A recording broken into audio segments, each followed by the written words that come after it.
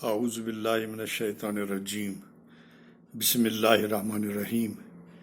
میرے بزرگوں، بھائیوں، دوستوں اور عزیزوں، السلام علیکم ورحمۃ اللہ وبرکاتہ۔ آج کی نشست میں جو عنوان پیش ہے اس کا نام ہے شیطان کی پوجا۔ یہ ایک سوال ہے کہ کیا ہم شیطان کی پوجا کرتے ہیں؟ کیا ہم شیطان کی عبادت کرتے ہیں؟ کیا ہم شیطان کی اطاعت کرتے ہیں؟ ہم سب اس عمل سے انکار کرتے ہیں، کیونکہ بظاہر ہم میں سے کوئی بھی ایسا کام نہیں کرتا۔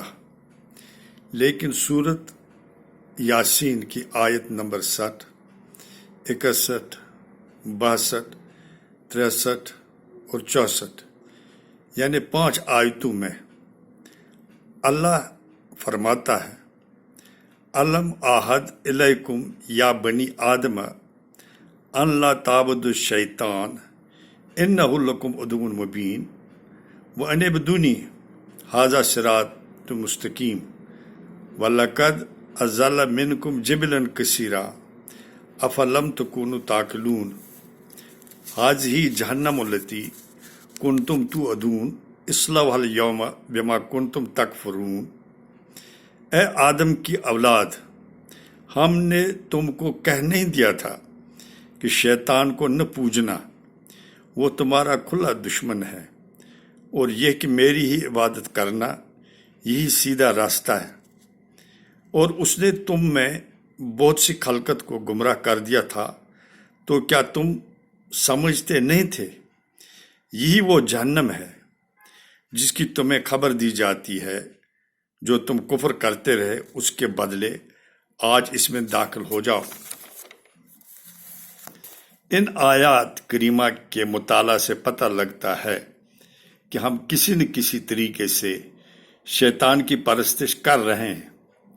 جبھی تو اللہ تعالیٰ بنی نوع انسان کو تنبیہ فرماتا ہے کہ میں نے تمہیں خبردار کیا تھا کہ تم شیطان کی عبادت نہ کرنا، وہ تمہارا کھلا دشمن ہے، اور اس کے نقش قدم پر چلنے کا معاوضہ یہ جہنم کا عذاب ہے۔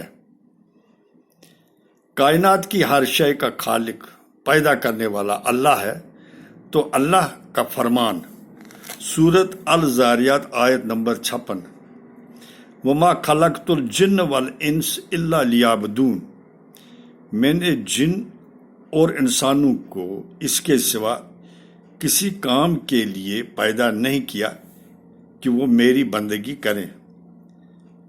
عبادت، بندگی، پرستش، اطاعت، پوجا کا مطلب اور دائرہ بہت وسیع ہے۔ چند ایک الفاظ میں ان کو قید نہیں کیا جا سکتا۔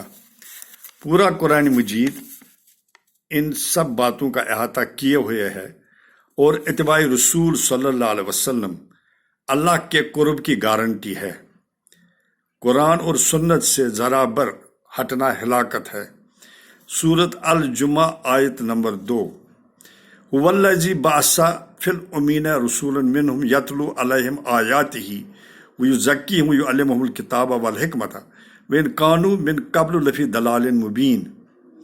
وہی ہے جس نے ناخواندہ لوگوں میں انہی میں سے ایک رسول بھیجا جو انہیں اس کی آیتیں پڑھ کر سناتا ہے اور ان کو پاک کرتا ہے اور انہیں کتاب و حکمت سکھاتا ہے۔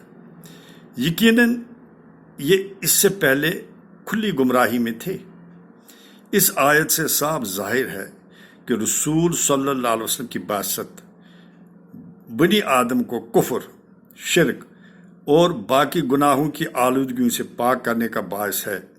یہ اللہ کی بڑی نعمت ہے کہ اس نے ایسا رسول بھیجا کہ انہوں نے بے خبروں کو خبردار کیا، ناپاکوں کو پاک کیا، جاہلوں کو عالم بنایا، احمقوں کو عقل مند بنایا، راہ بھٹکے ہوں کو سیدھا راہ دکھائی۔ اللہ کے رسول صلی اللہ علیہ وسلم نے قرآن مجید کے احکام کے مطابق اپنی زندگی ڈھال لی۔ وہ چلتا پھرتا قرآن تھے، ان کا ہر عمل احکام خداوندی کے مطابق رہا۔ رسول صلی اللہ علیہ وسلم کے صحابی امت کے لیے مشعل راہ ہیں، اور رسول صلی اللہ علیہ وسلم کا فرمان ہے کہ کسی بھی صحابی کی اتباع کرو، صراط المستقیم پاؤ گے۔ رسول صلی اللہ علیہ وسلم کے صحابی اللہ سے محبت کرتے تھے، رسول صلی اللہ علیہ وسلم کو اپنی جانوں سے زیادہ عزیز رکھتے تھے، ان کی عبادات صرف اللہ کے لیے ہوتی تھی، وہ جنگ میں اللہ سے مدد مانگتے تھے، وہ یا علی مدد کا نعرہ نہیں بلند کرتے تھے، وہ رزق حلال کے لیے تگ و دو کرتے تھے۔ ان کے حکمران چاہے ابو بکر رضی اللہ تعالیٰ ہوں یا حضرت عمر رضی اللہ تعالیٰ ہوں، وہ ان کے سامنے جواب دہ تھے، کیونکہ ابو بکر رضی اللہ تعالیٰ عنہ اور عمر رضی اللہ تعالیٰ عنہ جانتے تھے کہ ان کو اپنے اعمال کا جواب اللہ کے سامنے دینا ہے۔ مطلب یہ ہے کہ صحابی رسول صلی اللہ علیہ وسلم خالصتاً اللہ کی عبادت کرتے تھے، اور اسی میں ان کو لذت ملتی تھی۔ جوں زمانہ گزرتا گیا، انسانی اخلاص و اخلاق میں ملاوٹ ہوتی گئی۔ شیطان نے انسان کو اپنی فریب کاریوں میں اس طرح الجھایا کہ سیدھا راستہ یا صراط المستقیم نظروں سے اوجھل ہے، اور ہر ٹیڑھا میڑھا راستہ ہی سیدھا راستہ لگتا ہے۔ حلال اور حرام کی تمیز باقی نہیں رہی ہے۔ حرام کا پیسہ جیب میں لے کر کسائی سے حلال ذبیحہ طلب کرتے ہیں۔ اللہ کو چھوڑ کر نام نہاد پیروں فقیروں درویشوں کے دروازوں پر حاضری لگتی ہے، اور اپنے حاجات کی فہرست ان کے سامنے رکھی جاتی ہے۔ خوب پیسہ لٹایا جاتا ہے۔ جس درویش کے جسم پر جتنے کم کپڑے ہوں وہ اتنا باکمال سمجھا جاتا ہے، حتیٰ کہ بالکل برہنہ شخص کمال کا جلالی سمجھا جاتا ہے۔ وہاں پر مرد و عورت قطار میں کھڑے ہو کر درشن کے لیے اپنی باری کا انتظار کرتے ہیں۔ بزرگوں کی قبروں پر خوبصورت تعمیرات کھڑی کر دی گئی ہیں۔ حکومت وقت سرکار کا کافی پیسہ ان عمارت کو دل فریب اور خوبصورت بنانے میں خرچ کرتا ہے، کیونکہ وہ سمجھتے ہیں کہ ان صاحبان کی بدولت ہی وہ اقتدار کی کرسی پر براجمان ہیں۔ اس کے علاوہ ان قبروں کے مجاور لوگوں سے الگ پیسہ اینٹتے ہیں، جبکہ حکمران وقت کو بتایا جاتا ہے کہ وہ ان بزرگان کی قبروں پر ان کے اقتدار کی برقراری کی خاطر دعائیں مانگتے ہیں اور ان سے اچھی خاصی رقم وصول کرتے ہیں۔ جو لوگ عوام کی خدمت کے لیے مامور ہیں یا ارباب اقتدار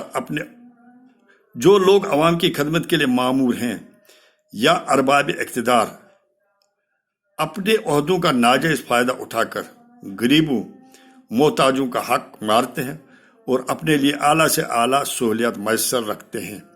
جہاں غریب لوگ روٹی کپڑے مکان کے محتاج ہیں، وہیں پر یہ لوگ شادی بیاہ اور اس جیسے موقعوں پر عوام سے ناجائز طریقے پر دبایا ہوا پیسہ خوب لٹاتے ہیں تاکہ سماج میں ان کا نام ہو۔ اسراف حد سے زیادہ بڑھ گئے ہیں۔ اللہ کو چھوڑ کر شیطان کے نقش قدم پر چلنا معمولی زندگی ہے، اور حد یہ ہے کہ ذہن بے حس ہے، بھلے اور برے کی تمیز باقی نہیں رہی ہے۔ مسجد میں اذان دینے والا اشہد ان لا الہ الا اللہ کا اعلان لاؤڈ سپیکر پر کرتا ہے کہ میں گواہی دیتا ہوں کہ اللہ کے سوا کوئی معبود نہیں، تو نماز کے بعد پاس والی درگاہوں پر وہی شخص سجدے کرتا نظر آتا ہے۔ مسجد کا امام جہاں ایاک نعبد ہم تمہاری عبادت کرتے ہیں نماز میں پڑھتا ہے، وہیں بعد از نماز مقتدیوں کے سمیت کھڑے ہو کر بغداد کی طرف منہ کر کے مشرکانہ کلمات کا ورد کرتا ہے۔ ایسے عقائد رکھنے والے یا ایسے عمل کرنے والے کیا اللہ کی عبادت کرتے ہیں یا کسی اور کی؟ یہ چند ایک مثالیں ہیں، ورنہ لسٹ بہت بڑی ہے۔ اللہ کرے کہ ہم اپنے میں سدھار لائیں اور شیطان سے اپنا ناطہ توڑ کر صرف اللہ کی بندگی کریں۔ اس کے لیے خاص طور نوجوان طبقہ قرآن مجید پڑھیں، سمجھیں اور اس پر عمل کریں۔ قرآن مجید کی زبان عربی ہے، اس میں 6236 آیتیں ہیں، اور اگر نوجوان طبقہ بعد از نماز مغرب تا نماز عشاء مسجد میں روزانہ 6 آیات پڑھیں، ان کے معنی سیکھیں اور ان پر عمل کریں، اور ساتھ میں اپنے بڑوں کو بھی اس بات کی ترغیب دیں گے، تو انشاءاللہ ہم بھی سدھریں گے، ہمارے سماج میں سدھار ہوگا۔ اللہ ہم سے خوش ہوگا، ہماری آخرت سنورے گی۔ اگر ہر مسجد میں اس طریقے پر عمل کیا جائے تو 6236 ڈیوائیڈڈ بائی 6 اپروکسیمیٹلی 1040 یعنی 1040 دن یعنی لگ بھگ 3 سال میں سارا قرآن مجید انشاءاللہ پوری طرح ہر ایک فرد پڑھے گا، سمجھے گا اور اس پر عمل کرے گا۔ جو جوان مسجد میں قرآن مجید سیکھے گا وہ گھر میں آ کر اپنی ماں، بہن، بیوی، بیٹی کو اس کا درس دے کر ان کو بھی اس تعلیم سے منور کر سکتا ہے۔ اللہ کرے ہم اس مشن میں کامیاب ہوں، آمین۔ یہ مشن نہ تو حکومت کے خلاف ہے اور نہ ہی اس میں کوئی پولیٹکس انوالوڈ ہے، یہ صرف اللہ کی خوشنودی اور رضا حاصل کرنے کی ایک کوشش ہے۔ وسلام، اللہ حافظ۔